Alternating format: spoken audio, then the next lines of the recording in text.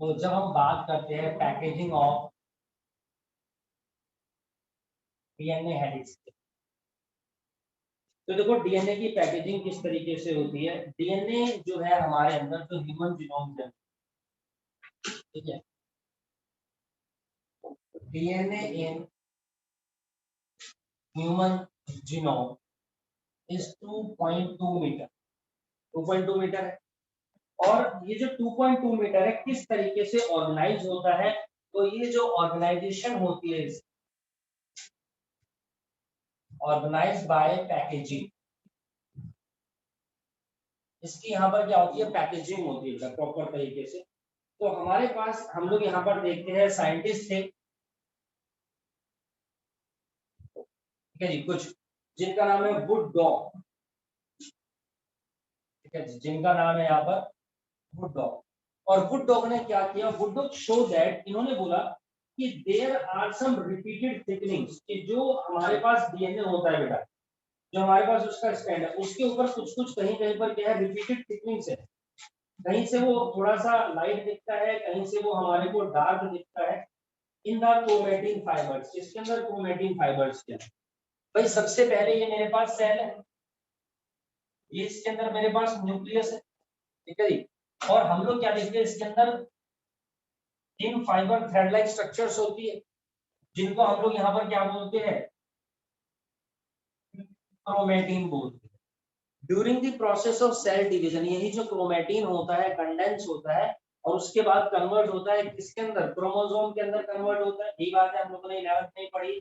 चलिए अब मैं देखता हूँ कि जो क्रोमेटिन है, क्रोमेटिन मेरे पास यहाँ पर थोड़ी सी, देखो इस तरीके की स्ट्रक्चर है, लेकिन इसके ऊपर कहीं पर डार्क बैंड, कहीं पर लाइट बैंड, कहीं पर डार्क बैंड, कहीं पर लाइट बैंड, इस तरीके से प्रेजेंट है। ये डार्क और लाइट हमारे को यहाँ पर शो होगा। तो ये रिपीटेड थिकनिंग्स है, यहाँ पर थिकनिंग है, यहाँ पर थिकनिंग है, यहाँ पर थिकनिंग है। तो there are some repeated thickenings बच्चों। और ये जो रिपीटेड थिकनिंग्स होती है, ये हमारे पास क्या चीज होती है, देखो दो सेक्शन, जो लाइट वाला है मेरे पास, दिस इज द यूक्रोमेटिन, और जो डार्क वाला है दिस इज द हेट्रोक्रोमेटिन। तो ये यूक्रोमेटिन और हेट्रोक्रोमेटिन होते हैं हमारे पास। जो यूक्रोमेटिन होता है basically it is loosely packed portion of chromatin, chromatin का जो लूजली पैक्ड पोर्शन हो, ठीक है जी। ये क्रोमेटिन का हमारे पास लूजली पैक्ड पोर्शन होता है, उसको हम लोग यहाँ पर बोलते हैं। एंड लाइटली स्टेन्ड पोर्शन होता है, ट्रांसक्रिप्शनली एक्टिव होता है। जबकि हेट्रोक्रोमेटिन जो होता है वो मेरे पास डार्क स्टेन्ड पोर्शन होता है। तो ये थोड़ा सा हमारे पास कॉम्पैक्टली अरेंज होता है। कॉम्पैक्टली अरेंज मतलब कि पैकेजिंग होती है थोड़ी सी। जस्ट इमेजिन कि मान लीजिए ये मेरे पास एक वायर है, और ये वायर देखो इस तरीके से मैंने लपेटा मार, ये देखो इस तरीके से लपेटा, ये और ये। तो आप देखेंगे यहाँ पर 3 राउंड आप लोगों को इसके दिख रहे हैं, 1 2 और ये, ठीक है जी, ये। तो ये यहाँ पर लूजली पैक्ड है। अब मैं अगर इसी को थोड़ा सा कंडेंसली पैक कर देता हूँ, ठीक है जी, ये देखिए थोड़ा सा कंडेंसली पैक हो गया यहाँ पर, फिर ये फिर लूजली है, फिर ये उसके बाद फिर नीचे फिर कंडेंस अगर हो जाता है, डार्क कंडेंस फिर डार्क, इस तरीके से पैकेजिंग होती है, जिसके कारण हमारे पास इस तरीके की फॉर्मेशन होती है यहाँ पर इन क्रोमेटिन फाइबर्स की, इनकी इन क्रोमेटिन फाइबर्स की। तो जैसे कोई भी क्रोमोसोम है उसके ऊपर डीएनए है, तो यहाँ पर मान लीजिए डीएनए का स्ट्रैंड है, ठीक है, तो उसके ऊपर हम लोग क्या देखते हैं, डार्क स्ट्रैंड, ये देखिए। तो यहाँ पर हम लोग क्या देखते हैं, there are some repeated thickness, ये रिपीटेड थिकनेस है। अब ये रिपीटेड थिकनेस होने के कारण जो 2.2 मीटर मेरे पास जो लंबा धागा होता है वो अरेंज हो जाता है इसके अंदर, वो हमारा यहाँ पर इसके अंदर अरेंज हो जाता है। बीच बीच में अगर इस तरीके से सर्कल बनेंगे जो प्रॉपर स्ट्रक्चर बन जाती है, ठीक है। अब इसको फर्दर हम लोग यहाँ पर जूम करके देखते हैं कि बेसिकली होता क्या चीज है। तो जैसा कि मैंने आपको बताया कि ये जो थिकनिंग्स होती है बेटा, इस थिकनिंग के अंदर हम लोग क्या देखते हैं, हमारे पास बेसिकली प्रोटीन होते हैं। हमारे पास यहाँ पर प्रोटीन है, एक प्रोटीन, ये दूसरा प्रोटीन, ये तीसरा प्रोटीन, ये चौथा प्रोटीन, 4 प्रोटीन। देन उसके बैक साइड में 5वां, फिर ये 6ठा, फिर देन ये 7वां, फिर ये 8वां। इस तरीके से मेरे पास 8 प्रोटीन का एक पूरा का पूरा गुच्छा होता है और ये डीएनए आ रहा है, तो ये डीएनए का धागा है और ये यहाँ पर इसके ऊपर रैप हो गया और देन उसके बाद ये आगे, फिर उसके बाद रैपिंग होती है, फिर आगे चला जाता है। तो ये थिकनिंग्स है। तो हम देखते हैं बहुत सारा सेक्शन इस तरीके से रैपिंग में आ जाता है और ये जो सेक्शन है जहां पर हम देखते हैं डीएनए का स्ट्रैंड जो है, डीएनए की जो थ्रेड है वो इसके ऊपर ओवरलैप भी है और साथ ही साथ यहाँ पर मेरे को 8 प्रोटीन भी दिखाई दे रहे हैं। तो इसी सेक्शन को ही हम लोग यहाँ पर बोलते हैं nucleosome. This is called the nucleosome. तो जो डीएनए की जो पैकेजिंग होती है उसको यहाँ पर न्यूक्लियोसोम बोला जाता है। This is called the nucleosome. ठीक है, अब ये मान लीजिए एक थिकनिंग ये है, दूसरी थिकनिंग ये है ना, ये तो इनके बीच में ये जो हमारे पास आपको सेक्शन जो दिखाई दे रहा है बेटा, इसी को हम बोलते हैं लिंकर। इसी को हम बोलते हैं लिंकर, जो इन दो थिकनिंग्स को यहाँ पर क्या कर रहा है, जो ठीक है। अब मान लीजिए एक टर्म मेरा यहाँ से लेकर के यहाँ तक है, this section is termed as core. This section is termed as core कहलाता है मेरा ये, जिसके अंदर एक न्यूक्लियोसोम हमारे पास यहाँ पर इधर में present. So the term nucleosome was proposed by P. Audet.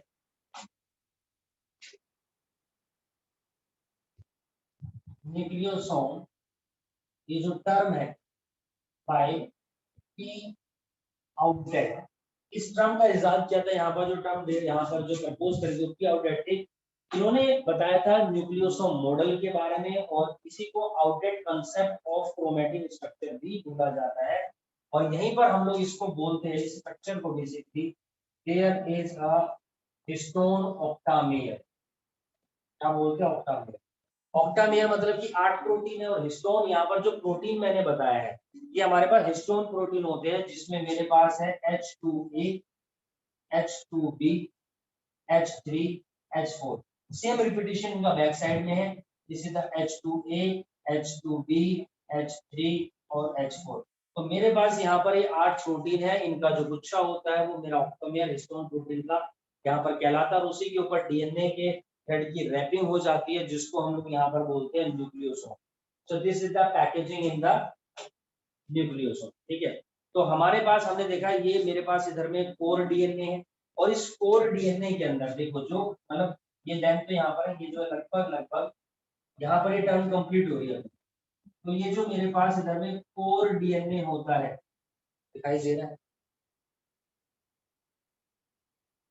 This is the core DNA. इसके अंदर लगभग लगभग 146 बेस पेयर प्रेजेंट होते हैं। एमसीक्यू का जमाना है क्वेश्चंस का, तो भैया उसमें इस तरह के क्वेश्चन पूछे जा सकते हैं। टोटल 146 बेस पेयर होते हैं और जो मेरे पास यहाँ पर ये लिंकर होते हैं, दीज आर द लिंकर्स। इन लिंकर्स के अंदर जो बेस पेयर है यहाँ पर लगभग 60 बेस पेयर होते हैं मेरे पास एक लिंकर के अंदर, जो दूसरे आपके हिस्टोन ऑक्टामेयर के एक्युमुलेशन से यहाँ पर इसको क्या करता है जी, कनेक्ट करता है। तो बेसिकली जो मेरे पास हिस्टोन ऑक्टामेयर है और प्लस में जो डीएनए है जिसमें कोर और लिंकर दोनों है मिला करके ये पूरा मेरा एक न्यूक्लियोसोम कहलाता है। ठीक है, ये हमारे यहाँ पर इधर में एक न्यूक्लियोसोम कहलाता है। तो जो न्यूक्लियोसोम होता है इसी को हम लोग यहाँ पर इस सिंबल से भी रिप्रेजेंट करते हैं, इस द सिंबल ऑफ न्यू, या फिर इसको न्यू बॉडीज भी बोला जाता है, नाम है न्यूक्लियोसोम को ही न्यू बॉडीज भी बोला जाता है। It is made up of histone octamer and DNA that is wrap around it. DNA इसके चारों तरफ यहाँ पर रैप्ड होता है। Each nucleosome has histone protein, इसके अंदर हिस्टोन प्रोटीन होता है। अच्छा, हिस्टोन प्रोटीन हम देखते हैं कि एक ऐसा प्रोटीन है जिसके अंदर नॉर्मली प्रोटीन किससे बने होते हैं, अमीनो एसिड से बने होते हैं। तो प्रोटीन जो भी अमीनो एसिड होते हैं, आपका जो प्रोटीन होता है वो हेट्रोपॉलीमर होता है, लेकिन हिस्टोन प्रोटीन एक ऐसा प्रोटीन है जिसके अंदर 2 हमारे अमीनो एसिड है जो ज्यादा नंबर में, ज्यादा रेशो में हमारे पास यहाँ पर प्रेजेंट होती है। यानी हिस्टोन प्रोटीन भरपूर मात्रा में there are rich in 2 amino acid. उनके नाम बता सकता है कोई? 2 अमीनो एसिड इसके अंदर सबसे ज्यादा अमाउंट में पाए जाते हैं हिस्टोन प्रोटीन के अंदर, that is the lysine and arginine. चलिए, लाइसिन और आर्जिनाइन यहाँ पर हमारे पास हिस्टोन प्रोटीन होता है जो कि इसके अंदर यहाँ पर प्रेजेंट होते हैं हमारे में।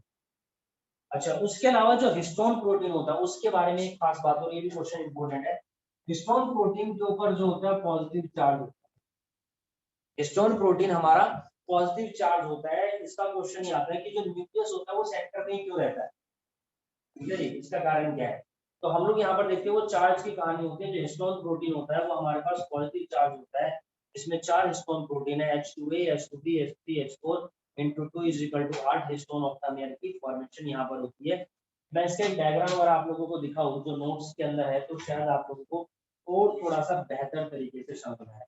उससे पहले एक चीज और, अब जैसे ये रैपिंग हो गई तो इस रैपिंग को सपोर्ट करने के लिए हमारे पास जो इस न्यूक्लियोसोम में नहीं है, जो ऑक्टामेर के अंदर प्रेजेंट नहीं है, लेकिन यहाँ पर एक और प्रोटीन होता है जिसको हम बोलते हैं H1 प्रोटीन, जो इस रैपिंग को यहाँ पर क्या करता है बच्चों, सपोर्ट प्रोवाइड करता है। वो इसको यहाँ पर सपोर्ट प्रोवाइड करता है। देखिए इस तरीके की स्ट्रक्चर, ये मेरे पास यहाँ पर डीएनए, अब इस डीएनए का धागा पकड़ के खींचा तो आप देखेंगे इसके ऊपर ये न्यूक्लियोसोम दिखाई दे रहे हैं और उसी के ऊपर फिर ये डीएनए। अब नोट्स में देखेंगे अपने तो आपको जूम करके यहाँ पर दिखाई देगा इस न्यूक्लियोसोम से ये धागे बने हुए। ऑफलाइन होता प्रॉपर तो वीडियो क्लास लेते हैं आपको प्रोजेक्टर पे और आपको विजिबल होता है। और इसके अंदर देखिए ये H1 हिस्टोन प्रोटीन है बच्चों, this is the H1 histone protein, जिसका इस पैकेजिंग के अंदर कोई भी लेना देना यहाँ पर नहीं है। तो इस तरीके से पैकेजिंग होती है डीएनए की हमारे पास। इसके अंदर भैया यूकैरियोट्स के अंदर तो बीड लाइक स्ट्रक्चर्स इनके अंदर प्रेजेंट, ठीक है। अच्छा जी, दूसरी बात मैंने बोला ट्रांसक्रिप्शनली एक्टिव होता है, ये बात याद रखिए। अब हम लोग यहाँ पर बात करते हैं बच्चों the search of genetic material. Genetic material हमें तो पता है डीएनए है, लेकिन सबसे पहले जेनेटिक मटेरियल की सर्चिंग की गई कि एक्चुअल में देखे तो सही ये कंफर्म है कि एक चीज ऐसी है जो एक जनरेशन से नेक्स्ट जनरेशन में ट्रांसफर हो रही है, लेकिन हम लोग यहाँ पर उसकी सर्चिंग करते हैं। तो जो सर्च ऑफ जेनेटिक मटेरियल है इसी को हम लोग बोलते हैं यहाँ पर ट्रांसफॉर्मिंग प्रिंसिपल, उसको बोला जाता है यहाँ पर ट्रांसफॉर्मिंग प्रिंसिपल। बड़ी जबरदस्त बातें हैं इसके बारे में। तो इसके बारे में हमारे को बताया था इस ट्रांसफॉर्मिंग प्रिंसिपल के बारे में गिवन बाय फ्रेडरिक ग्रिफिथ, ठीक है जी। इसको ग्रिफिथ एक्सपेरिमेंट के नाम से भी जाना जाता है। इन 1928, ठीक है जी, 1928 की बात है। इन्होंने क्या किया बेसिकली अपना एक एक्सपेरिमेंट करा और उन्होंने जो एक्सपेरिमेंट करा वो उन्होंने करा स्ट्रेप्टोकोकस निमोनिया के एक्सपेरिमेंट ऑन स्ट्रेप्टोकोकस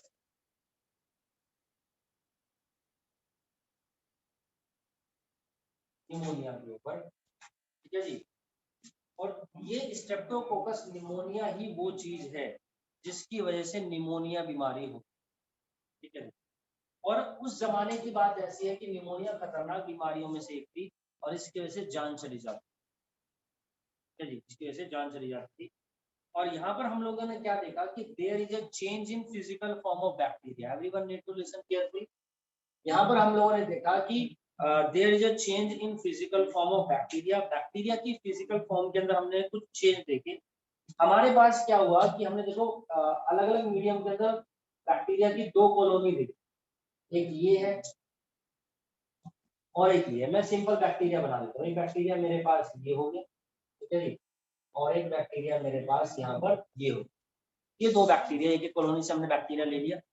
एंड ये जो दो कॉलोनी थी इसको हम लोगों ने बोला, इस कॉलोनी में से जो बैक्टीरिया लिया उसको बोला एस स्ट्रेन और इसको बोला मैंने यहाँ पर आर स्ट्रेन, ठीक है जी। अब जो एस स्ट्रेन है उसको एस स्ट्रेन क्यों बोला गया, because there is a smooth shiny surface.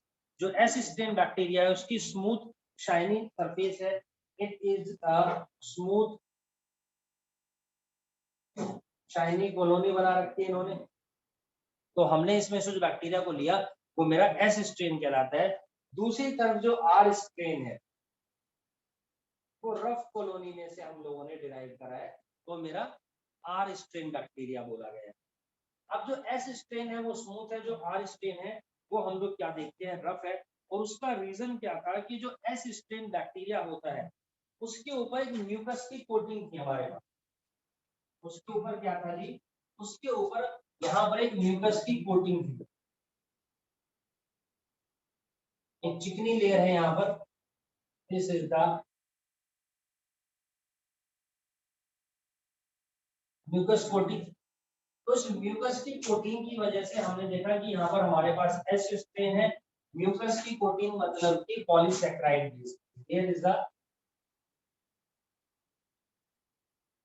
Polysaccharide. तो यहाँ पर हमारे पास म्यूकस की कोटिंग थी पॉलीसैकेराइड, जबकि R strain does not have mucus coating. R strain के ऊपर कोई भी म्यूकस की कोटिंग नहीं। तो जो एस स्ट्रेन है मेरे पास, S strain is virulent. S strain जो है वो वायरुलेंट है and cause pneumonia in mice and died when infected, यानी कि जो खतरनाक है मेरे पास। ठीक है जी।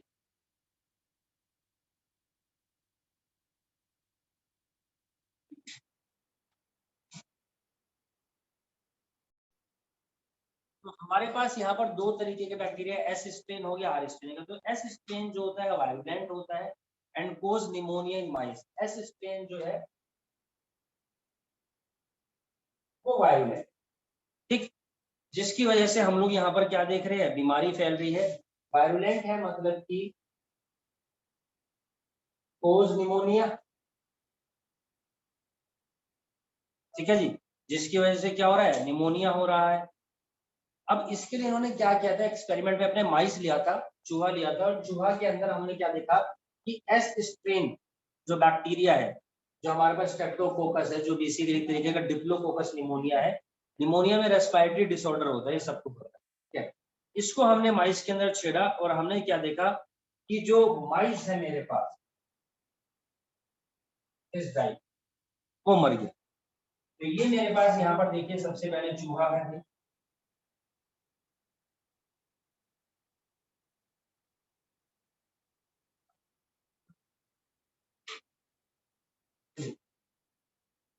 अब मैंने क्या किया, एस स्ट्रेन, मैंने यहाँ पर इसको स्मूथ कॉलोनी को ग्रीन से रिप्रेजेंट करा, तो ऐसे रिप्रेजेंट करते हैं, ये मैंने इसके अंदर यहाँ पर डाल दिया, ठीक। और जब मैंने इसको इसके अंदर इंजेक्ट किया, देन व्हाट हैपेंड, कि जो माइस था हमारा जो यहाँ पर बच्चा,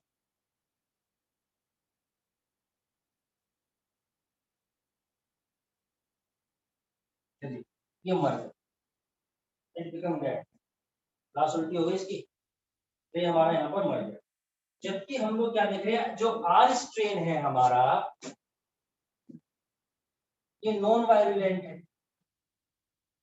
आर स्ट्रेन जो होता है हमारा बच्चों, ये नॉन वायरुलेंट है एंड देखो इसकी वजह से निमोनिया तो होता है, ठीक है, इसकी वजह से निमोनिया तो होता है लेकिन वो मरता नहीं। R strain is non virulent and does cause pneumonia in mice when infected. अब हमने क्या किया कि यहाँ पर हमने एस स्ट्रेन वाले को जो है हीट किया। तो जब एस स्ट्रेन वाले को मैंने यहाँ पर हीट किया, तो हीट आपको पता है बैक्टीरिया को किल कर देती है, ठीक है जी।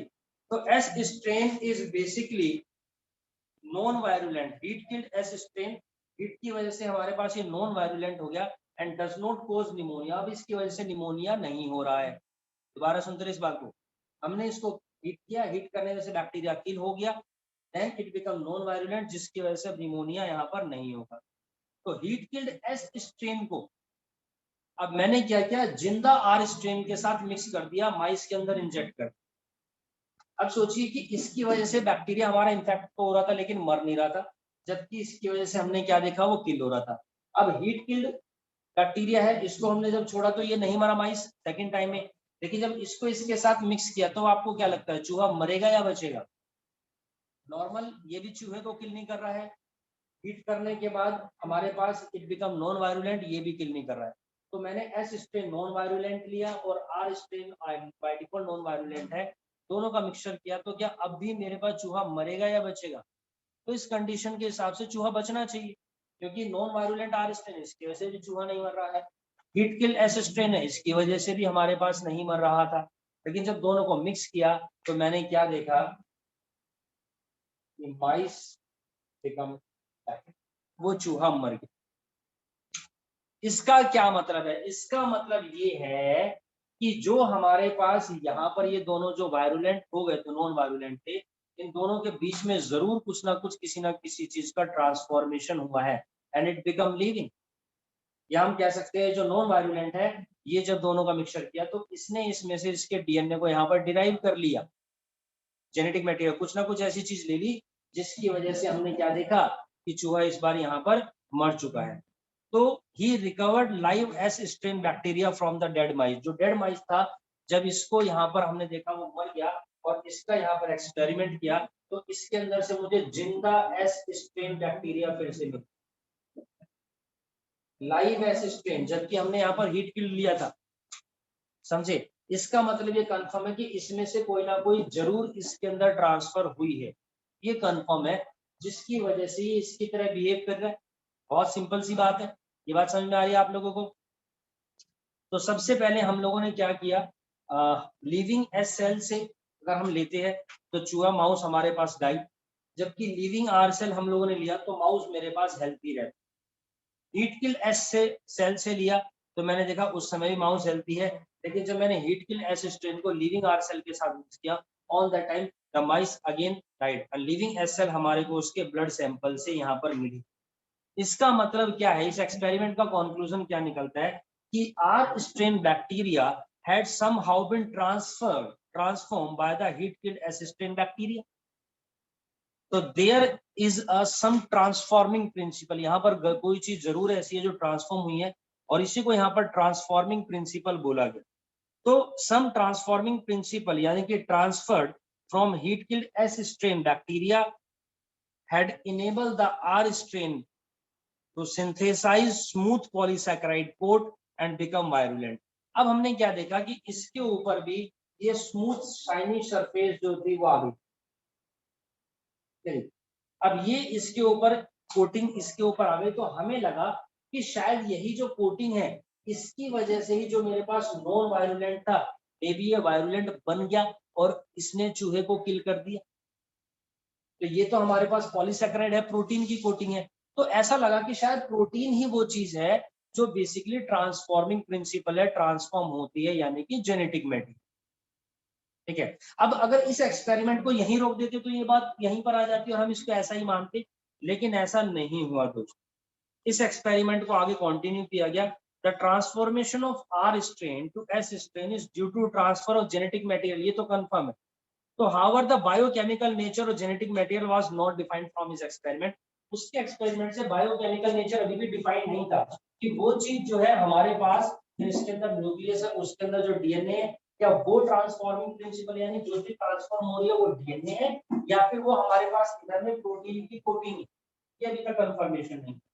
तो there is a biochemical characterization of transforming principle. यहाँ पर ग्रिफिथ का जो काम था उसको कंफर्म किया 3 लोगों ने मिलकर के, जिनका नाम था Oswald Avery, Colin MacLeod and Maclyn McCarty, 1933 से लेकर के 44।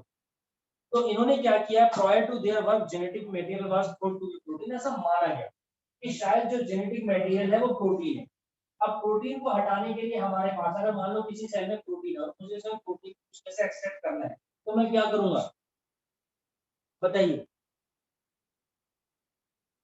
अरे प्रोटीन को एक्सट्रैक्ट करना है, निकालना है, हटाना है, खत्म करना है। मैं कह रहा हूँ एक सेल है जिसके अंदर ये प्रोटीन की कोटिंग है, मैं चाहता हूँ इसमें से हट जाए, मैं क्या करूंगा? मैं यहाँ पर प्रोटीएज एंजाइम छोड़ूंगा जो प्रोटीन को डाइजेस्ट कर पाएगा। ऐसा ही होता है, सेल्यूलोज को हटाने के लिए सेल्यूलेज, प्रोटीन को हटाने के लिए प्रोटीएज। अब हमने क्या प्रोटीएज एंजाइम यहाँ पर छोड़ा, प्रोटीन को किस तरीके से रिमूव कर दिया, और उसके बाद जब मैंने यहाँ पर देखा तब क्या होता है, तो हमने क्या देखा अगर प्रोटीन हट गया उसके बाद इन दोनों की मिक्सिंग होती है, उसके बावजूद भी चूहा यहाँ पर डाई हो रहा है। इसका मतलब ये तो कंफर्म हो गया प्रोटीन वो चीज नहीं है जो ट्रांसफॉर्म हो रही है, it is not the transforming principal. बात समझ में? लेकिन ये अभी भी कंफर्म नहीं है, फिर वो कौन सी चीज है भैया? तो बेसिकली इन्होंने यहाँ पर क्या किया, इस बार अब दूसरा एंजाइम भी, that is the RNase. RNase क्या करता है, आरएनए को हटा दिया, खत्म कर दिया। हमने क्या देखा, आरएनए हटा दिया। अब देखते हैं जब इनका मिक्सचर हुआ तो क्या अब ये हमारे पास चूहा मर रहा है या नहीं मर रहा है? तो हमने क्या देखा, जब आरएनए एंजाइम छोड़ा इसका आरएनए खत्म हो गया। ठीक है जी, इन दोनों का मिक्सचर हुआ, चूहा उस समय हमारे पास फिर भी मर गया। इसका मतलब RNA is not transform from S strain to R strain, ये भी कंफर्मेशन हो। उसके बाद हम लोगों ने क्या किया, हीट किल्ड एस स्ट्रेन लिया और उसके ऊपर डीएनए एंजाइम छोड़ा और लीविंग आर स्ट्रेन लिया। और जब मैंने ऐसा किया तो हमने क्या देखा, यहाँ पर ट्रांसफॉर्मेशन हो गई। यानी कि वो माइस जो था वो हमारे पास डाई हो गया। It means it is confirm कि DNA is the transforming principle, DNA is the material that is transform from heat killed S strain to the living R strain, due to which mice again die.